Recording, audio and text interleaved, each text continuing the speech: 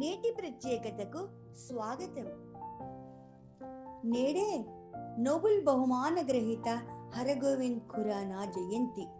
ఈయన అవిభక్త భారతదేశంలోని పంజాబ్ రాష్ట్రంలో, ప్రస్తుతానికి ఇది పాకిస్తాన్లో ఉంది, ఈ రాష్ట్రంలో రాయ్పూర్ గ్రామంలో జన్మించారు. వీరు రాయ్పూర్లోని ప్రాథమిక విద్యను అభ్యసించారు. హై స్కూల్ విద్యను ముల్తానాలోని డిఏవి స్కూల్లో చదివారు. తర్వాత పంజాబ్ యూనివర్సిటీలో బిఎస్సి మరియు ఎంఎస్సి పూర్తి చేశారు. అమెరికాలోని లివర్పూల్ యూనివర్సిటీలో పిహెచ్డి పూర్తి చేశారు. అటు తర్వాత పంజాబ్ యూనివర్సిటీ, ఢిల్లీ యూనివర్సిటీ, స్విట్జర్లాండ్లోని జ్యూరిస్ యూనివర్సిటీలో ఆచార్యుడిగా చేరి పరిశోధనను కొనసాగించారు. ప్రపంచ ప్రసిద్ధి కాంచిన కేంద్ర యూనివర్సిటీ 30 సంవత్సరాలు అక్కడే కొనసాగి కృత్రిమ జన్యువును లేదా ఆర్టిఫిషియల్ జీన్ను తయారు చేశారు. అంతేకాకుండా డిఎన్ఏను విడగొట్టడానికి ఉపయోగించే లైగేజ్ అనే ఎంజైమ్ను కూడా తయారు చేశారు. ఈయన అనేక ప్రోటీన్లు, ఎమినో ఆమ్లాలు, న్యూక్లిక్ ఆమ్లాలు మీద పరిశోధన చేశారు. ఈయన కృత్రిమ జన్యువును తయారు చేసినందుకు నోబెల్ బహుమానం కూడా లభించింది. భారత ప్రభుత్వం ఈయనకు పద్మవిభూషణ్ అవార్డుతో సత్కరించింది. జీవుల శరీరాలు కణజాలాలతో నిర్మితమవుతాయి. ఈ కణాలలో నుండే నిర్మాణాత్మకమైన యూనిట్ను కణము అంటారు. ఈ కణం మధ్య భాగంలో కేంద్రకం ఉంటుంది. ఈ కేంద్రకంలో న్యూక్లియోప్లాజం మరియు క్రోమోజోములు ఉంటాయి. క్రోమోజోముల మీద డిఎక్సీ రైబో న్యూక్లిక్ ఆమ్లాలు ఉంటాయి. దీనిని డిఎన్ఏ అంటారు. ఈ డిఎన్ఏ మీద అనేక న్యూక్లియోటైడ్లు ఉంటాయి.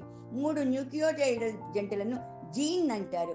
ఒక జంట జనం ఒక లక్షణాన్ని నియంత్రిస్తుంది.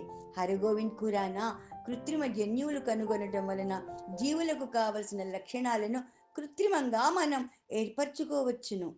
ఉదాహరణకు, ఎరుపు రంగు కావాలంటే దానికి సంబంధించిన జన్యువులను డిఎన్ఏ మీద ప్రవేశపెట్టినట్లయితే ఎరుపు రంగు వస్తుంది.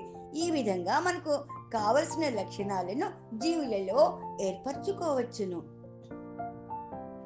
హరగోవింద్ ఖురానా డిఎన్ఏను ముక్కలు చేయటానికి ఉపయోగపడే లైగేజ్ అనే ఉత్పరకాన్ని కూడా తయారు చేశారు. దీని వలన రోగకారకమైన జన్యులను తొలగించి మంచి జన్యులను డిఎన్ఏలో ప్రవేశపెట్టవచ్చు. దీనిని జెనెటిక్ ఇంజనీరింగ్ అని అంటారు. జెనెటిక్ ఇంజనీరింగ్ వలన వైద్య శాస్త్రంలో విప్లవాత్మకమైన మార్పులు వచ్చాయి. ఇలాంటి కృత్రిమ జన్యులను తయారు చేసిన హరగోవింద్ ఖురానా 2011 సంవత్సరం నవంబర్ 9న పరమపదించారు. ఈయనను మన భారతీయుడు అని చెప్పుకోవడం మనకు గర్వకారణం.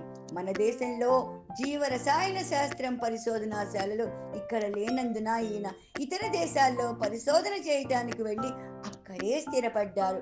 ఇలాంటి శాస్త్రజ్ఞులు పరిశోధన కొరకు వేరే దేశాలకు వెళ్లకుండా మన దేశంలోనే సదుపాయాలు కల్పించి విజ్ఞాన శాస్త్రాన్ని అభివృద్ధి జరిపే దిశలో ప్రభుత్వాలు ప్రయత్నిస్తాయని ఆశిద్దాం.